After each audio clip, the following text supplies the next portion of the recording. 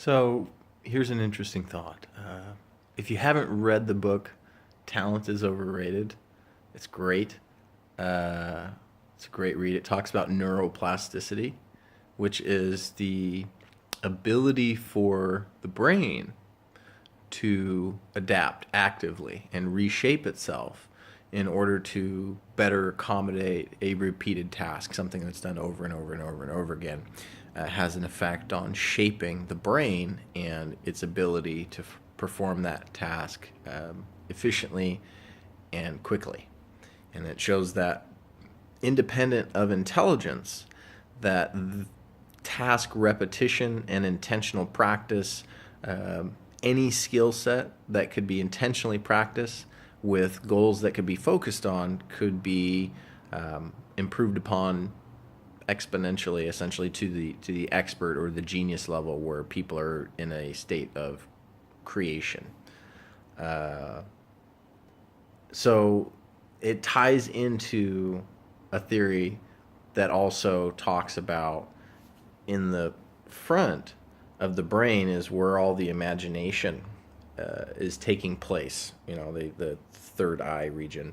Uh, and so this represents here in the front what you're imagining, or what you perceive out of reality. It allows you to literally simulate reality. That's what they show, is that when you're not experiencing anything but you're simulating your reality, it concentrates in the prefrontal cortex, or the neocortex.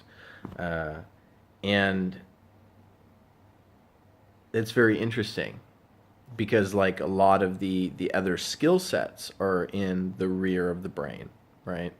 And so if you think about it, like what you imagine happening in the future, you think of as being attached to what happened to you in your past. And it is, but in the sense that however you think about whatever happened to you in your past is actually what's shaping your future.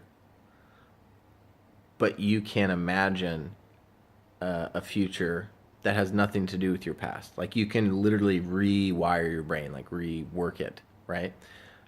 Which is interesting because you see people that were memorizing numbers, like hundreds of digits of random numbers, or holding their breath, or playing piano, or athletics. They just showed that there's this expert level at 10,000 hours, which is, that's a long time for most people to become an expert at something. But they showed that the human potential for anybody, regardless of IQ, regardless of initial talent or aptitude, they showed that, there are some people that were incredibly talented initially, but they didn't spend as much time honing their skills. They didn't spend as much time practicing with intention, and then they slowly fell behind. Where there are people that were initially poor students, in music especially, they use that reference a lot, whereas they practiced, they became better and better, and they became better than some of the very proficient students who started out good but didn't spend as much time practicing, because they had built the mentality that they were good, therefore didn't need to practice. And it sort of really taps into the idea that you are what you think, and what you think is what you imagine, and what you imagine is what you speak, and what you speak should be true to what's in your heart, because then it all lines up. Makes a lot more sense.